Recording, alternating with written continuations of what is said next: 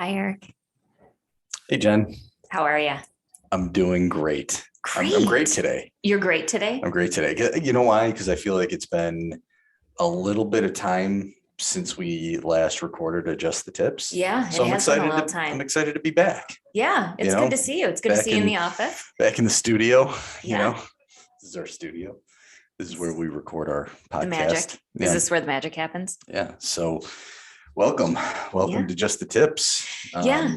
So you know how we talked about writing down the questions that we hear during the week, some of the things that come up. Yeah, I do remember that. I got a lot of questions about tail. Yeah. It's funny. I don't get as many questions about that as you do. So what we're talking about is extended reporting period policies. Tail coverage. Yeah. I do get questions about that. Oh, good. Good.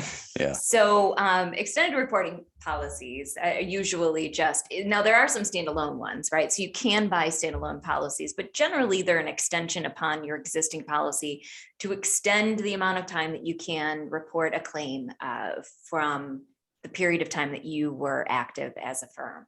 Okay. So we get the question when companies are considering closing their doors. Mergers and acquisitions. Sometimes we've even had the question when someone's got a little bit of a shaky history and they're thinking about closing their doors and starting anew. That's not really going to solve all of their legal problems, but the question comes up. Nope, it follows them. Yeah. Yeah, I think the big two are M&A. Yeah. And retirement. Yeah. Is really where this comes up. And occasionally, when somebody just decides for whatever reason, they're going to continue practicing, but they no longer want to carry insurance coverage.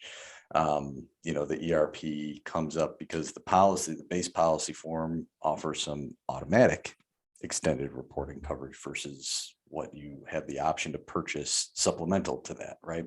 Right. So those only come up though and are effective when policies haven't been replaced. Right. So if someone cancels their policy, they decide not to renew for one reason or another, there is some automatic coverage that exists on the policy. And depending on what state you're in, it's either that automatic extended, I think it's 60 days. 60 days usually. Yeah, normally on the policy, but depending upon the state you're in, it could be extended a little more. So we see 90, sometimes 120. In New York is 90 as an example there, but other states have other rules. And so you might get a little more, get a little less.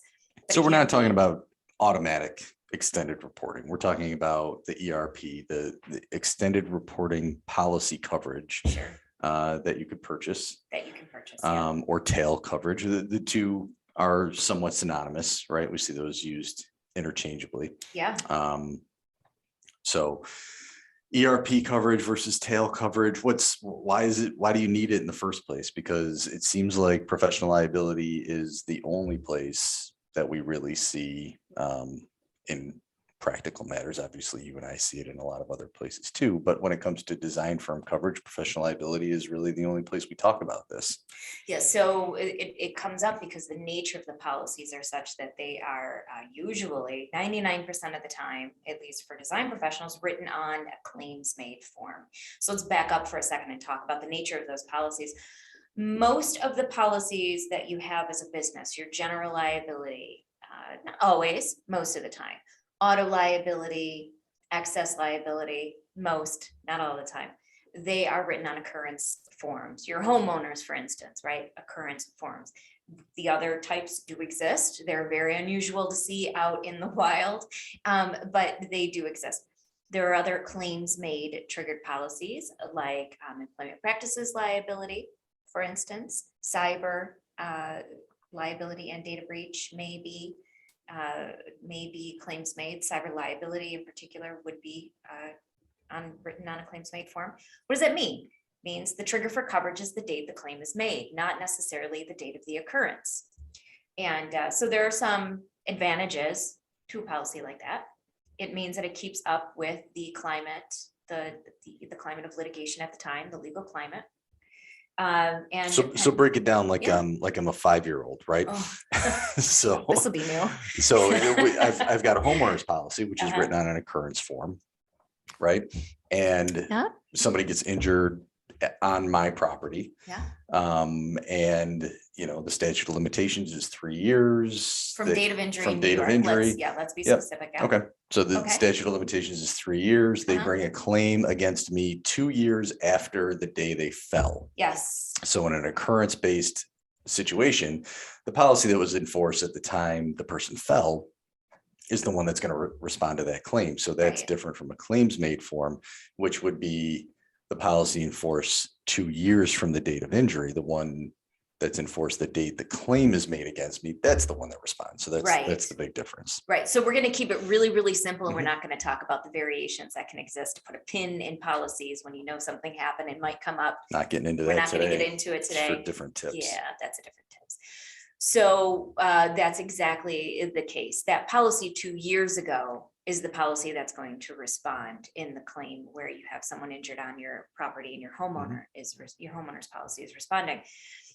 So the advantage now, 2 years isn't too much to think about, but what if that person that was injured as a child, and in New York State, you have 3 years from the date of injury, but also 3 years from the date that you turn 18, Mhm. right? So if it's a child, they've got all the way up until their 18th birthday, plus 3 years to bring suit against you. Now, if we're talking, a small child, it could be many years in the future. And the climate, the way juries are awarding damages, for instance, could be significantly different in 14 years versus 2 years Sure. from now. So that's where you start to get that real variation. And because of the nature of bodily injury claims in New York State being 3 years from the date of injury, those claims made policies can be very advantageous for keeping up with that legal climate. In the same sense with the design issue, we saw one that was 32 years prior, was when the architect of record worked on a project, there was an injury, they brought into the claim. Right. So So- 32 years. Yeah, that's a great point. So let's break that down even further. We put it into context of how this impacts design professionals. Yeah. Right. Right. So a design professional could work on a project where the incident would be potentially negligent design. Statute of limitations in New York, and it's different in all states, is 3 years for design error. Okay, so if the issue is design error, an owner theoretically has 3 years from the date of that design incident to bring a claim. And it would be the policy in force at the time the claim is made, potentially 3 years after the services were actually rendered. Right. Now, let's Maybe say not a huge difference in legal climate. maybe not a big Big deal, deal. but now we're going to shift gears and talk about this bodily injury example that you just said. If somebody gets hurt on my property, they've got 3 years from the date they're injured. How does that apply to a design professional, and what's the issue there? Well, the issue there is that they have continuous responsibility for their professional licensure for having worked on that design. Architect of record. The injury can happen whenever. Whenever. Yeah. Yeah, it can happen whenever. And so just by virtue of time going by doesn't mean that they get away with or get out of something happening. There's no real statute of repose in New York State. Right. So somebody's injured at a building that I provided the design for, right? Maybe I provided that design 50 years ago. Yeah. And we've seen situations like this where it's been, 50, 60, sometimes longer years prior, where a firm was the architect of record or the design professional of record on a project where somebody is injured. And now we're going back 50 something years, to look for negligence and that sort of thing. So the policy that is in force today is the one that provides coverage for that claim. And that makes sense, right? Because you don't want to go back to the policy that was in force 50 years ago, whether there was one or not. But if it was, it probably wasn't for the limits that firm would likely carry today. Sure. I mean, even think about medical costs, right? So what may have been the cost of an overnight hospital stay 50 years ago is going to be dramatically different today. So even just those costs are going to rise tremendously. So the policy that was in place 50 years ago may have had much lower, maybe standard but much lower limits than they would today. And if they're being held to a legal or I guess billing standard today for those costs and expenses, then yeah, it's a huge variation. They could be coming out of pocket. So that's one of the big Right, advantages. not just demand amounts, but also legal fees and Legal expenses fees and and things costs and that expenses, go into because it, that's yeah. the other nature of a professional liability policy, is that usually defense costs are within the limits. So those defense costs are road limits. Mhm. And if you're talking about a policy that was put in place many, many years ago, you may have insufficient funds, if you will. Right. So that's part of it. And also, so I've been in this business a long time. Very long time. And so when I think back nearly 20 years to the policies and the standard limits, a larger firm carried 1 million, 2 million, was on the outside, not really a big deal. Now 5 million, 10 million, sometimes $15 million in limits isn't really all that unusual for a larger firm. And so it makes sense that those exist. The big downside, though, to having a policy like that is that once it's canceled, it's gone forever. Mhm. Policy has to be in place in So- order for there to be coverage. So this is why we're talking about extended reporting period Yeah. coverage Yeah. today, huh? Yeah, that homeowner's policy. You did a great job laying the groundwork for I this. feel like by that the was a really like a lot of trips around the block to get there. So the homeowners policy that I had in place when the kid got hurt on my property 14 years ago, yeah, I got to dig through some paperwork and I'm going to find it and I'm going to put them on notice and everything's going to be fine. But the policy exists. It's there because I paid for it, because I had it, because it was occurrence based. As long as the company's still around, I'm going to dig through my paperwork. I'm going to find it. I'm going to put that on their lap and they're going to take care of it. Mhm. With a claims made policy, however, if I cancel that policy because I close my doors, I have nothing. Mhm. Coverage is gone unless I've purchased an extended reporting policy. Okay, so I'm a design professional. Yeah, I'm actively practicing, yep, and I decide that this year I'm going to retire. I'm going to close the doors to my firm. I've been in business for 50 years, had a great run. no had one a- wants to buy your firm, but you do. had a nice career. Mhm. You're muddying the waters here. Let me just get through this. And I want to retire and move to Siesta Key or wherever people go when they retire. I don't know. And I don't have any plans on retiring. just enjoy life. So Okay. and I call you. Uh-huh. I'm ABC Architecture. I'm closing up shop next Uh-huh. year. 50 years of exposure is Yeah. kind of hanging out there. And I'm practicing in New York, and it's not all states. So we can get into this in a separate tips. New York has no true statute of repose, which is why design professionals really are on the hook indefinitely for bodily injury issues. Not like that in all states, but there are some states that operate similar to New York. But because New York typically is the limiting factor for a lot of things, we'll use that as the example. So I'm a New York practicing architect, and I want to retire. I call you and say, what do I do? What are my options here? So the first thing I'm gonna tell you, and so we are gonna muddy the water just a little bit because I Not have yet. to. Don't muck them up yet. We're gonna Oh, get there. sorry. First thing I'm gonna do is I'm gonna ask you to check your contracts. I'm gonna ask you about your active projects. I'm gonna ask you about the contracts that you are finishing up. Why? And the Why ones does that that you've matter? had in the past few years. Because oftentimes in your contracts, you obligate yourself to carrying insurance for a certain amount of time post completion or some other trigger that has been decided in the contract. And you have to make sure that you are not in breach of contract by too early of a release of coverage. Right. So that's the first question I'm gonna have for you. And I'm assuming And typically because- that's 3 years. More often than not, we see 3 years, but we've seen 6 years. 6. We've seen 10 years. I've seen 12 I years. saw 15 not that long ago. Yeah, it gets kind of crazy. Yeah. For a firm that's just ongoing indefinitely, you might sign off on that and not even think twice about it. But Sure. when it comes to the time where you are acquired, or if you're the firm that is acquiring other firms, Yeah. you start looking at these contractual obligations that firms have signed up for. That ongoing coverage requirement can be pretty significant, especially if I'm going to muck my own waters up a little bit. Ooh.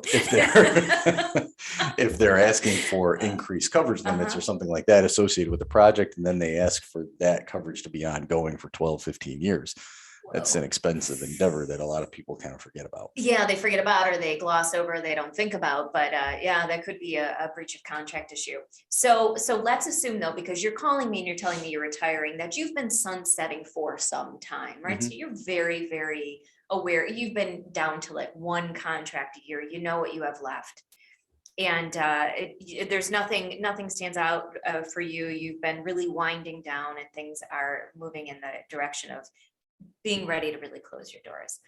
So what I'm going to say to you is this. So once you cancel that policy, except for some automatic reporting period that you get on the policy, you aren't going to have coverage anymore. Statistically, within 3 years of project completion, 99% of claims have been brought. Now, probability and possibility are very different things, right? So the probability of a loss happening or a claim being brought against you past that 3 years is very, very low. Doesn't mean the possibility is gone forever, but the probability is very low. And so I would say that at the very least, I would recommend that you purchase a 3-year extended reporting policy. The second thing I'm going to say is, or third, if you count, do you have any contracts? So who's keeping That count? was the first thing. I'm keeping count. That was one. Okay, C.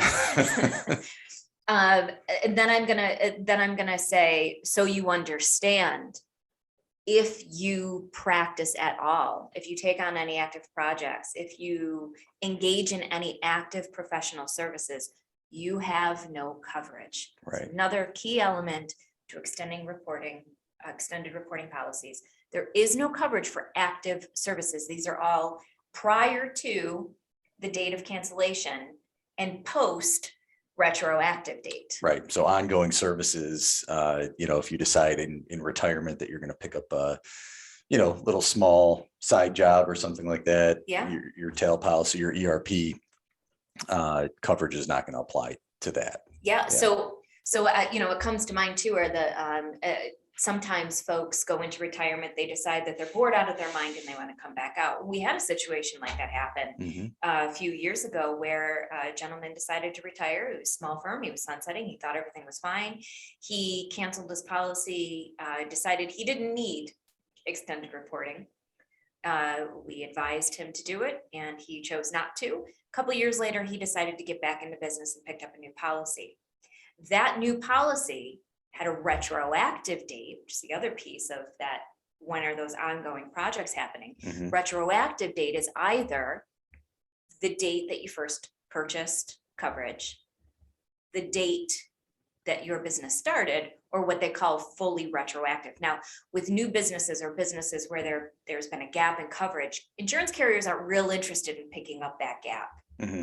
So if you are a newly created entity or you are picking up insurance again after a gap, your retroactive date is going to be the date of that first coverage on that policy. Right. For this gentleman who had been in business for 50 years, he had a gap of about 2 years. And when you know it, in that time, there was a claim that was brought and there was no coverage. It's between the cancellation of the prior active policy and the institution of the new one. Yeah, He chose not to get that extended reporting. Very important. That's a kick right in the what. Yeah, that one hurts. Yeah. Okay, well, let's move on to scenario 2. Okay. I am an engineering firm. Okay. We'll still use New York because New York just makes everything more difficult. So it's easy to use New York as the example in some of these scenarios. Practicing in New York, Yes. I'm an engineering firm. Yes. I am going to be acquired by a larger national firm. Sure. Okay, so I call Jen Costanzo and say, hey, what do I do? What's my obligation here? How do I make sure that I'm protected going forward? So my first question is, did you talk to the other risk manager? Because I'm not being paid for this. Joking. That's kind of the wrong answer, Jen. So my first question is, what are the terms of the arrangement for the acquisition? Are they acquiring you as liabilities and assets, or are they acquiring you only as assets? Okay, so projects. So what you're insinuating here is that much of the responsibility falls on the acquiring party for this, right? Yeah, well, they're controlling the contract. They're Yeah. controlling the terms of the purchase. They're gonna know more about and are probably driving the train, if I'm being completely honest. The question about how do I protect myself doesn't often come up. It's usually, hey, I'm being acquired by this other firm and these are the things that they require, Mhm. right? So the other. But if risk I am manager- being acquired, if I'm the one being acquired, I want to make sure that there's coverage for my prior acts. I've got 30 years in business here that I'm pretty concerned about Yeah, falling and back in my lap here. You're concerned because we've been your risk manager and you've been to all of our risk management seminars, so you know you should be concerned. So my question still is, tell me about the terms of the acquisition. What is that new firm picking up? Are they picking up you, just your name, just your contracts, your liabilities, your assets? What's the deal here? How is this? Asset only. Asset only. Mhm. Okay, so they're not picking up your liabilities. So one that you want to make sure that they are changing over all of the contracts, any existing contracts you have, to be that new name, right? So there's no possibility of you being implicated as a party in a contract post sale. Mhm. Because there won't be any coverage. If you're not going along with the deal, they're not picking up the liabilities, it's just assets. You want to make sure that that's not happening, so you're not brought into something going forward. The other part of it is you want to pick up that extended reporting policy just the same as you would if you were closing your shop. Because if you were an assets and liabilities purchase, that new acquiring firm was purchasing everything, they would continue to include you as a named insured if you have ongoing Right. projects, or a named predecessor firm. So Right. that there was coverage going back for the exposure that they'll acquire. Yeah, and so that's typically the scenario we see, is that it's an asset only purchase because the purchasing party doesn't want to pick up that ongoing liability for all the prior acts of that firm when they had no control over what that firm did in the prior 50 years or whatever it was before this other firm stepped in and offered to buy them. So typically we see asset only purchases for that reason. The acquiring firm doesn't want to take on that liability, doesn't want to have that exposure. If they did, that'd be great, right? Because then you don't have to worry about your ongoing. Sometimes we see that negotiated into deals. It depends on who's got the leverage, really, whether or not that gets negotiated into the deal. But more often than not, it's going to require that firm being acquired to purchase that extended reporting period coverage to cover the prior acts of that firm before the date of acquisition. And so some of these processes too are a little bit slow go, right? Some of the changeover with the contracts and so on. So there may be a duplication, at least for a little bit of time, where the acquiring firm may still include that named insured from a certain date. So you may have a policy that has a retroactive date effective the date that the name is added. And that may be for contracts that they pick up that haven't been moved over yet. Some of these things can get very, very complicated. And that's why, I promise I'm not trying to be super cute by saying, what does the other risk manager say? But not knowing all of the details and all of the terms. Right. Yeah. There's a lot of, difficult. yeah, there's a lot of moving parts and a lot of moving Yeah. pieces to mergers and acquisitions that, it's not as clear cut as what we just made it seem like it is, but this is just the tip. So we're just trying to, paint a broad picture here of what the issue is. And you know what? I think we did a pretty good job of breaking it down. I think we did a really good job of breaking it down. One thing I want to add though, because this is something that's kind of new, seeing some of those contractual requirements that ask for those extended reporting policies to go on for years and years and years. There are excess extended reporting policies Right. that will tack onto the end of a policy. It's not the kind of thing though that you want to pick up after you've already gone through the time and realize that you need something else. They tend to be about the same, but they're going to underwrite the policy the same way that last carrier underwrote for that last active term. So they're going to want to see all of that information, just as if you were renewing a policy.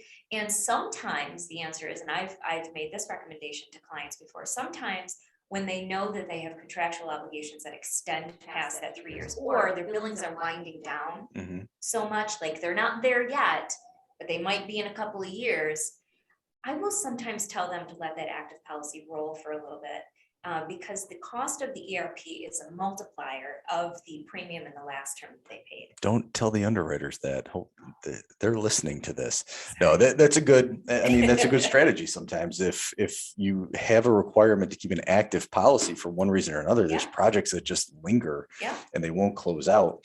You know, that's not a bad situation to be in, because as your billings go down year by year, your premium is going to go down. And then that extended reporting period policy is rated based on the expiring premium of the practice policy. So the lower that is, the less expensive the ERP cost is. Sure. And that all makes sense. Sure. And you know, that it's not really that much about the cost, because if they're that small to begin with, right, it's not going to be that much of a change. It's really more about how long they have to continue coverage and whether or not they recognize some of the lingering things that are still active services, that 1 year warranty guarantee period at the end of a project, right? So the project may have your services active, or what you consider active services may have closed. But if you're on that phone call a year later, that's still active services, right? So even though it may not be you going out to the project site every day, you still may have some responsibilities. There are a lot of moving parts with this. You should have an active, engaged, and knowledgeable risk manager to help you through it. Whether you're acquiring or being the one acquired, make sure that you are speaking to your risk manager the same way you're talking to counsel. They're very important to this process. Yeah, because the terms of extended reporting period coverage is different from carrier to carrier and policy to policy. Some carriers only offer a 3-year max ERP. Some will go up to 7, some go past that. Some require that you have had coverage with them for a period of time before they offer certain extensions. So it can really, really vary. And then your need for that excess extended reporting coverage might come into play sooner than you think. So sure. Like you said, make sure that you're talking to your risk manager. If you don't have one that knows anything about this, then, give us a call and we'll talk to you about it. What else? Did we hit it all? Maybe. All right. Well, somebody will let us know if we don't. Maybe we did. Yeah, maybe we did. Did we do a good job today? No. Maybe we did. Maybe we didn't. We'll see. You know what, Eric? We always do a great job. So I think you're right. I think today was really good. It's good to be back in the studio. Thanks for joining us on this edition of Just the Tips. For those of you who are joining us, someday this will be a podcast, I promise. And then this will all be live and really, really awesome for everybody. And this is so much fun on something other than YouTube, because I think that's what makes it not a podcast. But either way. Are you done? All right. Thanks, everybody. Have a great day. Bye.